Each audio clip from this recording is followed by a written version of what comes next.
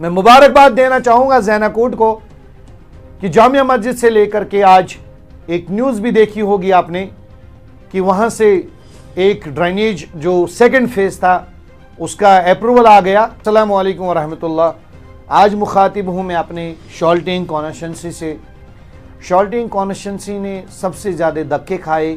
शॉल्टिंग constituency ने MLA हो करके, वो कहते हैं ना कि बिन बाप का बेटा, एमएलए हो करके हमने बिन बाप जैसे बेटे का आज हम यहाँ पर सर्वाइव कर रहे हैं। बदकिस्मती है, बहुत सारे इलाकों में ड्रेनेज की प्रॉब्लम है, बहुत सारे अपने शॉल्टिंग एरिया में बहुत सारी प्रॉब्लम। गिनवाने के लिए आ जाऊं तो 100 से ज़्यादा प्रॉब्लम्स हैं। कोई नहीं देख रहा, कोई नहीं पूछ रहा है। मैस रखा हुआ है, गंद रखा गया है इलाकों में, उसको हटा नहीं रहे हैं। एमएलएज ने अपने खड़पेंच रखे हैं, वो खड़पेंच काम नहीं कर रहे हैं, बातें बहुत कर रहे हैं क्योंकि वो कर ही नहीं सकते। अब हम सीधे एलजी साहब से रिक्वेस्ट करते हैं फिर, क्योंकि हमारे पास एक ही सोर्स है, हम एलजी साहब से करते हैं क्योंकि हमें पता है एलजी साहब हमारी रूदाद ज़रूर सुनते हैं। हम थैंकफुल हैं एलजी साहब के, वो हमारी रूदाद सुनते हैं और शायद एलजी साहब की वसादत से ही हमारे डिपार्टमेंट्स आज हमारी रूदाद सुनते हैं।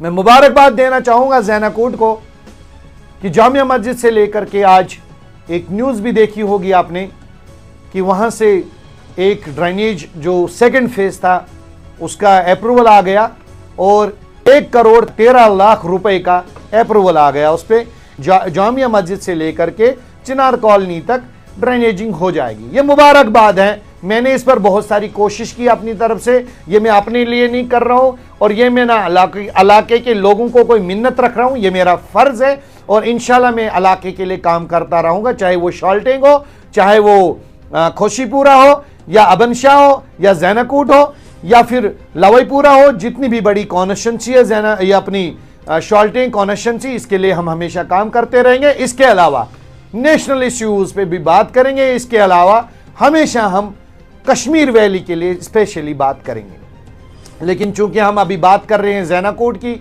ज़ैनाकोट में खाली इस ड्रेनेज का मसला नहीं है, मसला है मेरे ज़ैनाकोट का, मसला है मेरे ज़ैनाकोट के कि हमारी जो पाइपलाइन बिछी हुई है वाटर वर्कर्स की, वाटर वर्कर्स वालों को मैं इल्तिमास करता हूं, इनके चीफ इंजीनियर को मैं इल्तिमास करता हूं कि सर मेहरबानी करके 35 साल से जो पाइपें आपने ज़ैनाकोट में डाल रखी हैं, अभी ड्रेनेजिंग हो रही है, अब जल्दी से जल्दी इसका एक ये बनाइए और इसको जल्दी से जल्दी पाइपलाइन बिछवा दीजिए।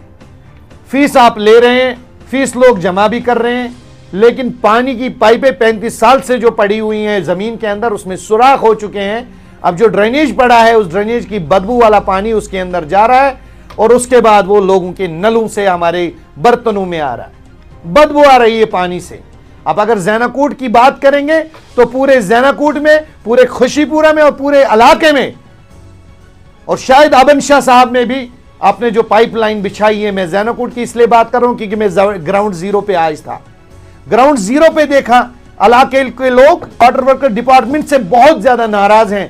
35 साल 40 साल से जो पाइपें बिछी हैं साहब, उसको आप जल्दी से जल्दी चेंज करिए और वहां पर लोगों को अच्छे पानी की सुविधा दीजिए। नहीं तो ये लोग नाली का पानी पिएंगे, नहीं तो ये लोग वो ड्रेनेजेस का पानी जो पाइपों के जरिए वापस हमारी नलों में आता है वो पी करके हमारे लोग बीमार हो रहे हैं। क्या आप ये चाहते हैं साहब कि इलाके में कार्रा जैसी बीमारी फैले, तब जाकर के आपके कानों पे जूर रेंगेगी? जो भी डिपार्टमेंट इससे मुंसलिक है उनसे मैं रिक्वेस्ट करता हूं कि हमारे इलाके की तरफ तवज्जो दे। लोगों से भी मैं एक मुअद्दबाना गुजारिश करता हूं, इलाका ज़ैनाकोट, खुशीपुरा, अबनशाह, लवईपुरा और शॉल्टिंग, मलोरा, मुजगुंड, जितने भी हमारे इलाके हैं, आपके इलाकों में जो भी मसाइल हैं आप हम तक पहुंचाइए।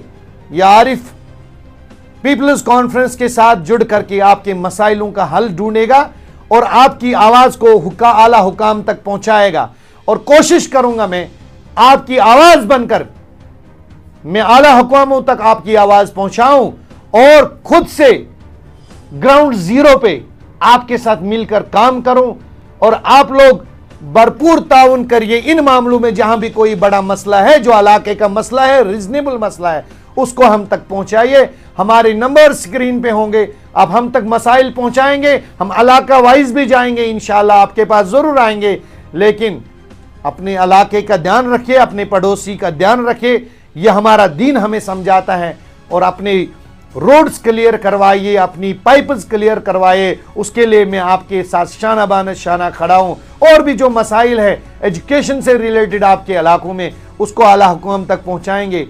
और अपने ज़ैनाकोट से मैं मौदबाना तरीके से अर्ज कर रहा हूं कि आप लोग मुझसे, मेरे इलाके से दिली तौर से जुड़िए और इस इलाके की बहबूदी के लिए, शॉल्टिंग की बहबूदी के लिए, हर एक इलाके की बहबूदी के लिए काम करिए। बहुत सुने साहब बड़े बड़े बातें, बहुत लोगों की बातें सुनी, देखा अपने इलाकों में बाकी लोगों ने क्या किया। अब हम चाहते हैं कि ग्राउंड जीरो पे कुछ रियलिटी से काम हो, ग्राउंड जीरो पे कुछ दिखे। और इसके लिए मैं आपसे इल्तिजा करता हूं, मेरी आवाज बनिए आप, मैं आपकी आवाज बनूंगा। कंधे से कंधे मिलाकर इंशाल्लाह अपने कॉन्स्टिट्यूंसी को, शॉल्टिंग कॉन्स्टिट्यूंसी को खुशहाल कॉन्स्टिट्यूंसी बनाएंगे, जिसमें हर एक व्यक्ति एजुकेटेड हो, जिसमें हर एक सुविधा हो। Thank you so much.